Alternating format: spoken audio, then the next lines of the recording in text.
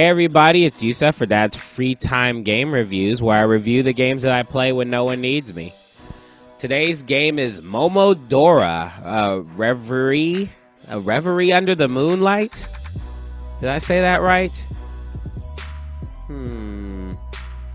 Reverie Under the Moonlight. Reverie, what is that even?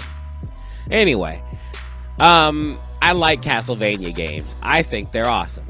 The only problem that I have with Castlevania games is that sometimes they are too hard. However, as the games went on, the characters got better at moving around and doing stuff. But what's up with this EXP thing? Like, can't I just collect stuff? I don't want to have to farm for EXP for no reason at all, you know. Anyway, this game actually seems to fix that problem that I have.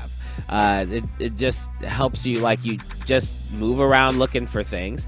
You get your stuff, you go fight the boss, and then you rinse and repeat all throughout the map, and then you try to complete the map as much as you can and find keys wherever they may lie. You know, it's regular. It's the way Metroidvania, I feel, should be, okay, without all of the EXP stuff.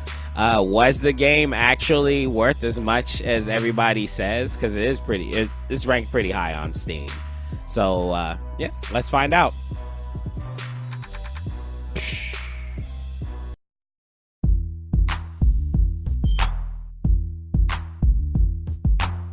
The gameplay for Momodora, Reverie Under the Moonlight, is on my other channel for the Incidental Tangent podcast. Crafty Acuity is the channel. So check that out if you're an adult, please. No kids. So Momodora, Reverie Under the Moonlight, is a prequel. Happens 400 years before the first and second game. So it doesn't really matter if you play those games, which is a little weird. And that's why the art style is completely different and stuff like that. But anyway, there's a priestess named Kaho who leaves her village in search of the origin of a curse that has reached her village and threatens to turn like the whole world into crap and decay and stuff like that. I have no complaints. It took me about 4 hours to complete the game, and that's, you know, without me following, like 4 hours to edit the game down. And the story was pretty good. I mean, it was well balanced within the action, because you didn't have to collect EXP and do all this other crazy stuff. When you did appear at the places you were supposed to, they would continue the story on pretty well, and you didn't really forget what was going on, which is what happens with a lot of Castlevania games. You run around in the area for so long that once a person pops up, you have to like try hard to remember everything that was supposed to have happened previously. So this is good. They also did a lot of interesting things, like they would cinematically pull you in to the dialogue, whereas, you know, most other games would just have two guys, like you would just kind of walk and then stop and then stare at somebody else who's standing there who would talk to you as well. In this game, people would get like knocked back into your field of vision because they were fighting, and then you would either have to join in or you'd watch them get killed or some junk like that. They actually tried to make the cinematic stuff happen within this limited range of actual graphics, which I thought was excellent. You know, good job for them.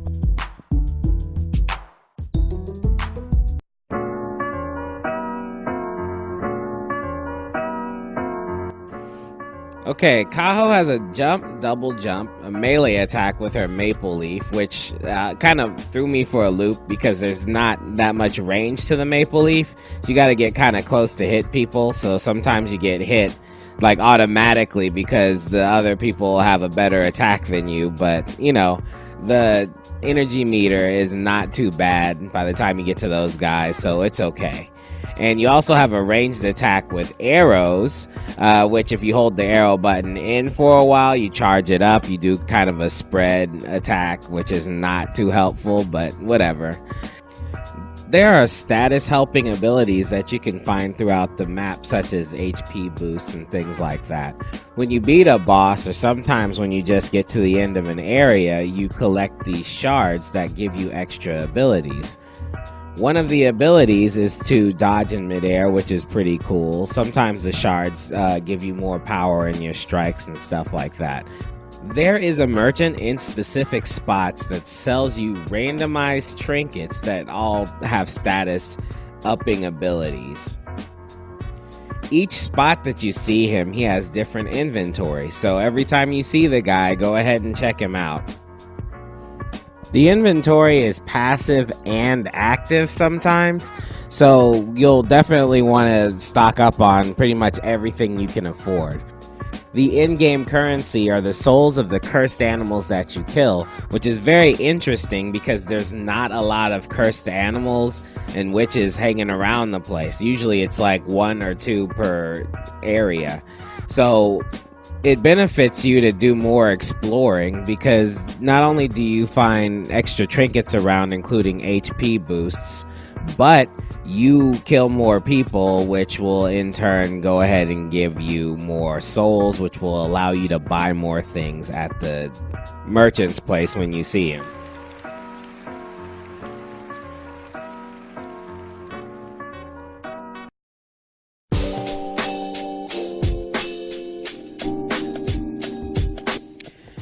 There is actually not much to these bosses. They're great bosses. They come out there. Some of them don't really have that much of a method story-wise as to why they're there. But when you fight them, you feel like you have a chance to beat them as long as you can figure out their pattern. Once you figure out the pattern, you got these bosses down. There's no ifs, ands, or buts. But even when you do know the pattern, it does take a certain amount of skill to defeat these guys. So, you know, kudos to these guys for they really seem to know what to do when it came to making a good game. I'm really surprised at the way that the bosses came out.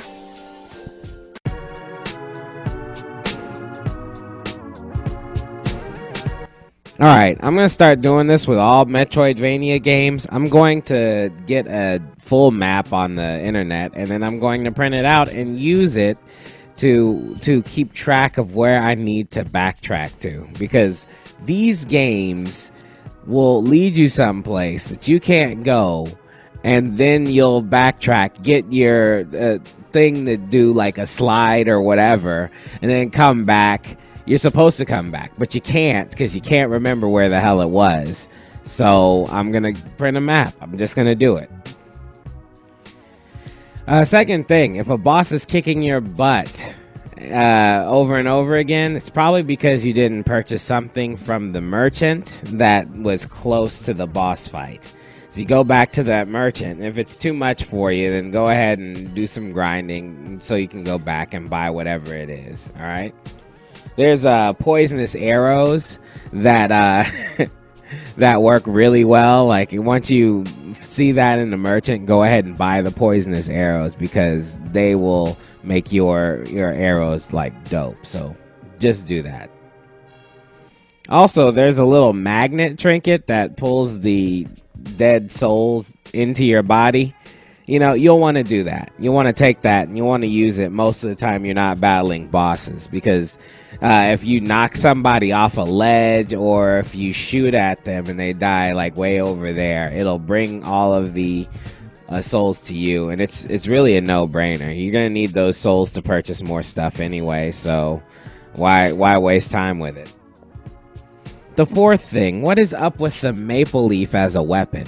I mean, I played the whole game and I'm having a really hard time just trying to visualize somebody whipping out a maple leaf and then beating the crap out of you with it.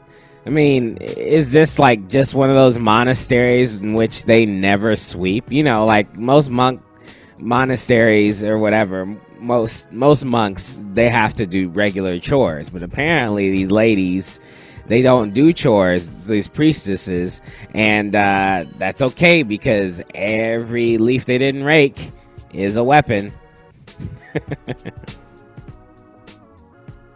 The fifth thing, what is up with the Witch of Decay's boobs being right in your face?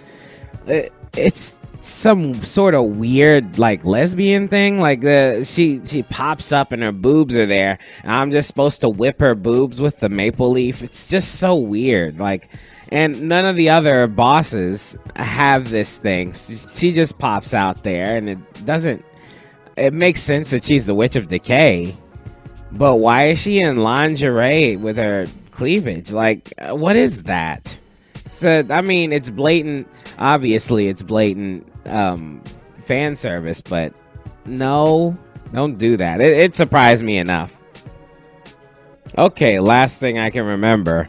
There is an alternate ending. Okay, there's a good ending and a bad ending. Now, if you want to finish and just finish it and get the bad ending, then you will go ahead and destroy everything with the regular leaf. You'll make it all the way to the end, fight the end boss. Regular leaf gives you the bad ending, okay? But you would have to go back, do some extra stuff, and find the green leaf, the green maple leaf, because apparently that is the leaf that changes all the world, reverses all the curses. I don't understand why you weren't able to find a green leaf before. I mean, the woods, even in the fall, you should be able to find at least one. But she couldn't find it, you know. She couldn't find it in the area. Like, she's in the area of curse and decay, and somehow she finds a green leaf. She was in a village that just got touched with the decay and could only come there with a red leaf. So I don't know how that is. Maybe the guy who made this is Canadian and then he secretly hates Canada. So at the end he changes it. I don't know. But you need the green leaf to get the good ending. So good luck with that. So there you have it. Momodora, Reverie Under the Moonlight. I still can't say it.